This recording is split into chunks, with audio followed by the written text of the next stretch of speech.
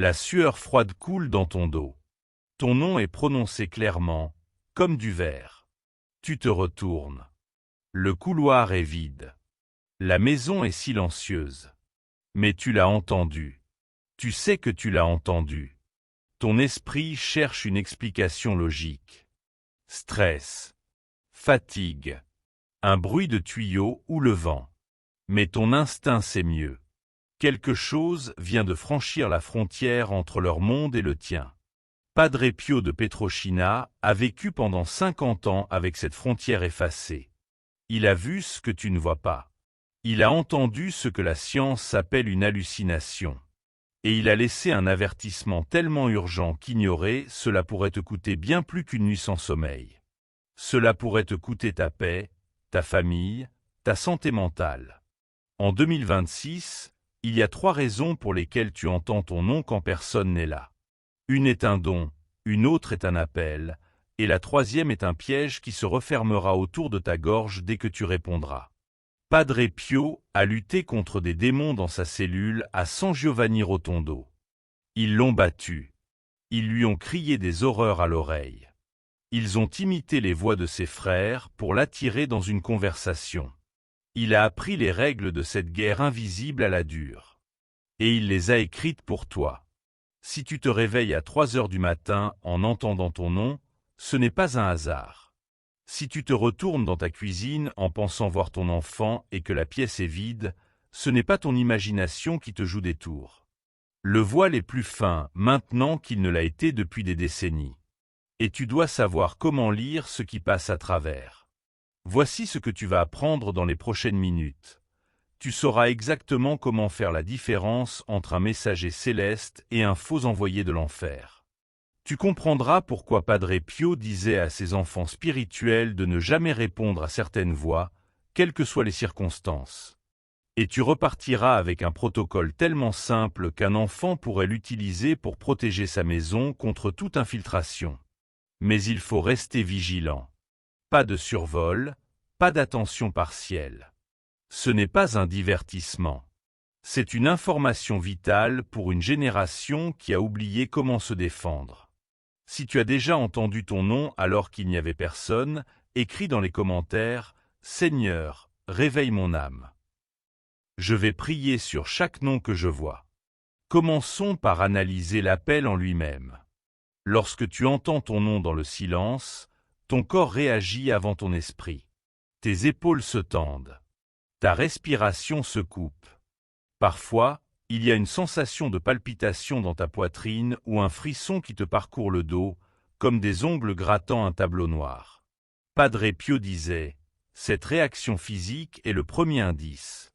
Ton corps est un récepteur. Il capte la fréquence avant que ton esprit ne la qualifie. Sois attentif à ce que tu ressens dans les 2 secondes après avoir entendu la voix. C'est la fenêtre diagnostique. Est-ce que ta poitrine se relâche? Est-ce qu'une étrange calme envahit la pièce? Même si tu es surpris? C'est un signe. Ou est-ce que ton estomac se serre? L'air devient-il soudainement plus épais, plus difficile à respirer? Est-ce que tu ressens l'envie de fuir, même si rien n'a changé visuellement? C'est un autre signe, et il est tout à fait différent. La différence entre ces 2 réactions est celle entre un ange en mission et un démon qui teste tes limites. Et oui, j'ai dit démon, parce que Padre Pio ne faisait pas dans la dentelle. Il savait que l'ennemi est réel, organisé et patient. Le diable ne se montre pas avec des crocs et une fourche.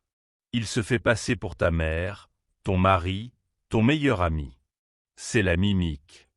C'est le piège. Mais voici la chose que la plupart des gens ne saisissent pas. L'ennemi ne crée pas. Il ne fait que copier. Il est un parasite avec une bonne oreille. Il écoute les voix dans ta maison, enregistre le ton, le rythme, la chaleur. Puis il les rejoue quand tu es vulnérable, seul, à moitié endormi, et que tes défenses sont faibles. Padre Pio a rencontré cela des dizaines de fois. Il entendait la voix de son supérieur lui demandant de se rendre à la chapelle à minuit. Il commençait à marcher, puis s'arrêtait. Quelque chose clochait. La voix était trop douce. trop pressante. Il faisait le signe de la croix, et la voix se dissipait, disparaissant comme de la vapeur. Il avait appris à faire davantage confiance au ressenti qu'au son. Et toi aussi, tu dois apprendre à faire de même. Avant que l'on ne passe aux 3 raisons des appels des gardiens, des morts oubliés et des faux envoyés de l'ennemi, il te faut une pièce d'armure. Il te faut l'arme que Padre Pio portait chaque jour et qu'il appelait la bombe qui fait trembler l'enfer, le rosaire. Mais pas n'importe quel rosaire. Pas celui que tu récites distraitement en scrollant ton téléphone. Celui que tu pries avec une pleine attention, une foi totale, et l'autorité que Padre Pio activait lorsqu'il récitait les mystères à voix haute. Ce rosaire plie le royaume invisible à la volonté du ciel. Si tu traverses ces expériences en ce moment, si ta maison te semble lourde, si tu entends des choses qui ne correspondent pas, si tes enfants se réveillent effrayés en pleine nuit, tu n'as pas besoin qu'un prêtre bénisse ta maison. Tu dois devenir le prêtre de tes propres murs. Tu dois apprendre comment Padre Pio utilisait le rosaire comme bouclier et épée. Le moment où tu réponds, tu donnes une permission. Pas une permission légale, mais une permission spirituelle. Tu reconnais la présence, tu t'engages avec elle. Et dans le royaume invisible, l'engagement est un accord. C'est comme ouvrir ta porte d'entrée à un étranger parce qu'il connaît ton nom. Maintenant, il est à l'intérieur. Et le faire sortir va te coûter du sang, de la sueur, et un rosaire prié à genoux jusqu'à ce que tes jambes soient engourdies. Alors, comment savoir si c'est une imitation? Les signes sont nets, physiques, indéniables. Quand l'ennemi appelle ton nom, ta poitrine se serre, pas comme de l'anxiété, mais comme un poing qui se referme autour de tes poumons. Tu n'arrives pas à respirer pleinement. L'air dans la pièce ne devient pas seulement froid, il devient mauvais. C'est un froid qui vient de l'intérieur, comme si tes os gelaient avant même que ta peau ne ressente la température. Certaines personnes le décrivent comme un froid creux, un froid lourd.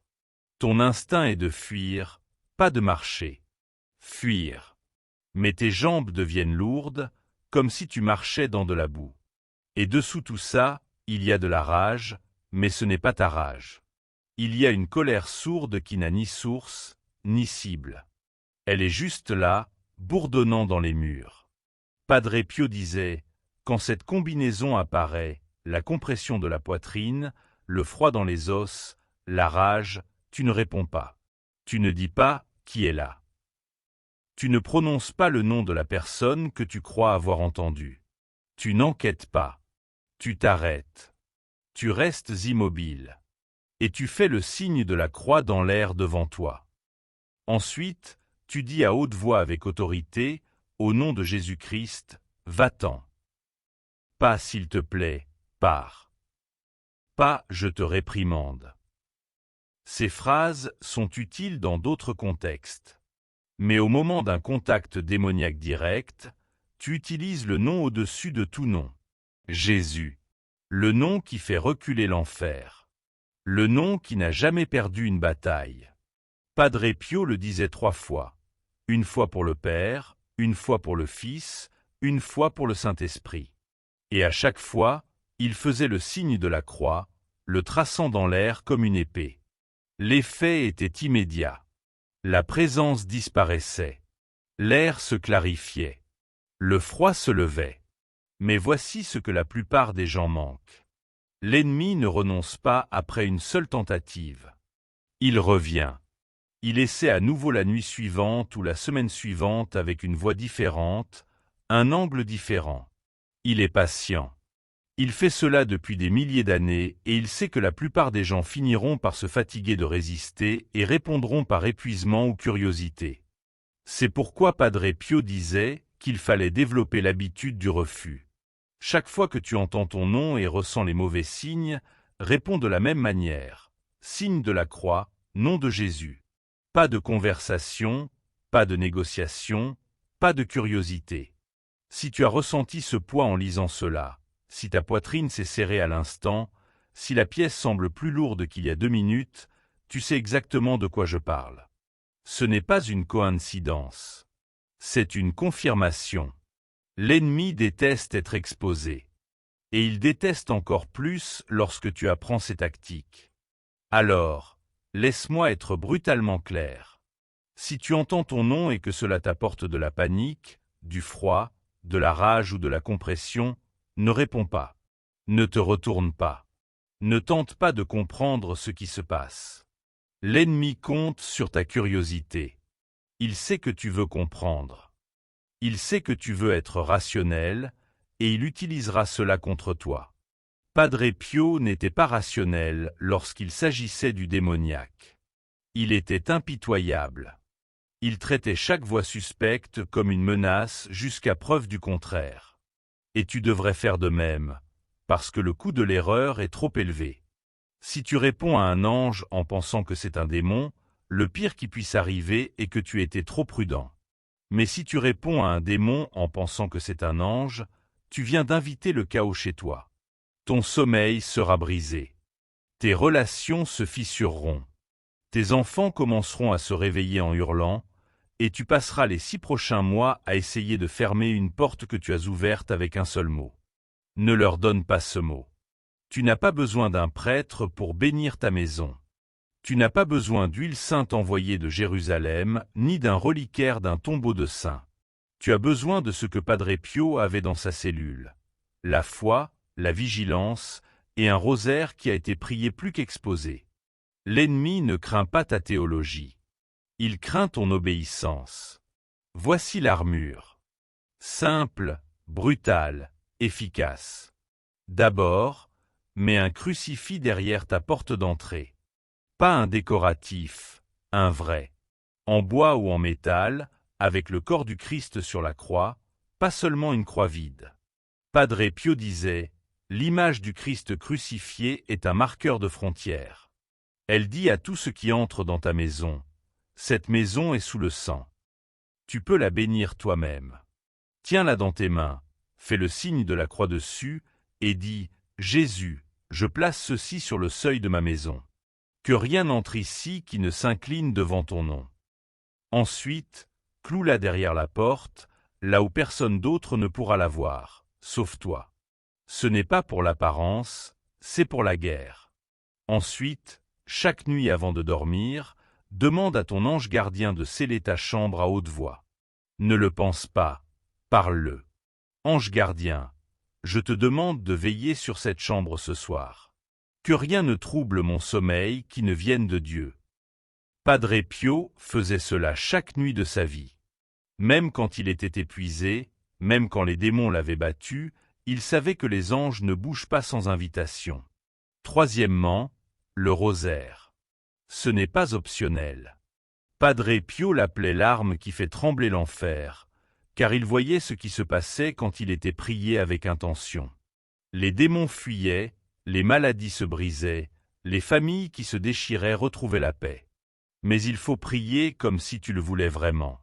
Pas en scrollant ton téléphone. Pas en regardant la télé. Une attention totale, un cœur entier. Même si c'est juste un chapelet avant de dormir. Si tu entends des voix, si ta maison te semble lourde, si tes enfants ont peur la nuit, prie le rosaire dans chaque pièce de ta maison. Marche avec les perles dans ta main et récite les prières à haute voix. Tu ne fais pas un rituel. Tu exerces l'autorité. Tu rappelles au royaume invisible qui possède l'air dans ta maison. Et voici la dernière pièce. Ne va jamais te coucher en colère. Padre Pio était obsédé par cela. Il disait, le manque de pardon est une porte laissée déverrouillée. L'ennemi n'a pas besoin d'une clé si tu laisses la serrure ouverte. Avant de dormir, pardonne. Même si tu ne le sens pas, même si la personne ne le mérite pas, dis son nom à haute voix et dis « Je te libère ». Je ne porterai pas cela demain. Cet acte seul fermera la moitié des points d'accès de l'ennemi. Ce n'est pas de la superstition. C'est de l'hygiène spirituelle. Padre Pio vivait dans une zone de guerre que la plupart des gens ne peuvent pas voir. Et il a survécu parce qu'il ne s'est pas laissé aller. Il n'a pas supposé qu'il était en sécurité juste parce qu'il était prêtre. Il a combattu chaque jour avec les outils que le ciel lui avait donnés. Tu as les mêmes outils. Il te suffit de les utiliser.